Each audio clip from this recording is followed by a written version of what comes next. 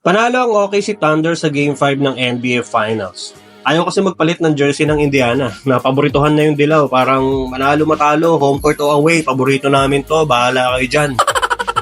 Nag-init si Jalen Williams na nagtala ng career high sa playoffs with 40 points, 6 rebounds at 4 assists. Galit na galit.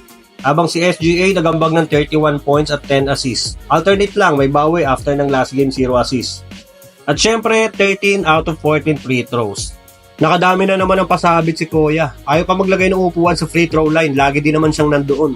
Tumulong din ng 14 points si Aaron Wiggins at mabigat yung 4 out of 7 niya sa threats. Magic bunot. Sa mga dilawan naman, consistent pa din si Pascal Siakam na may 28 points. Buhat na buhat. Habang si Doggy, 4 points lang sa 34 minutes niya sa court.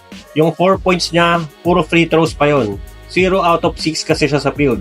Tamang takbo lang, pero ayon sa ulat, may iniinda daw na leg injury si Haliburton. Di totoo yan. Mas may impact pa sa game yung backup point guard niya na si TJ McConnell na may 18 points off the bench. Siya yung kumana ng magkakasunod na basket sa third quarter para maibaba yung lamang ng OKC sa 2 puntos.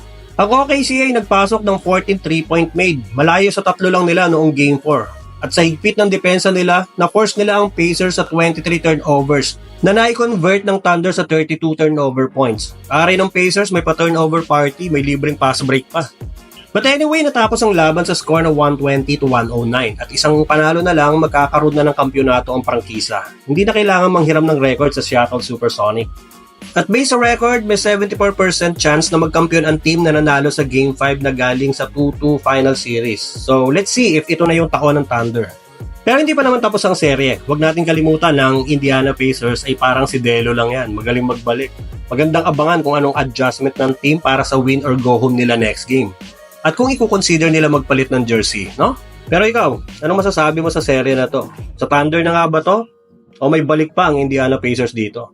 Don't forget to follow and subscribe. Baka naman, always stay clutch. Peace.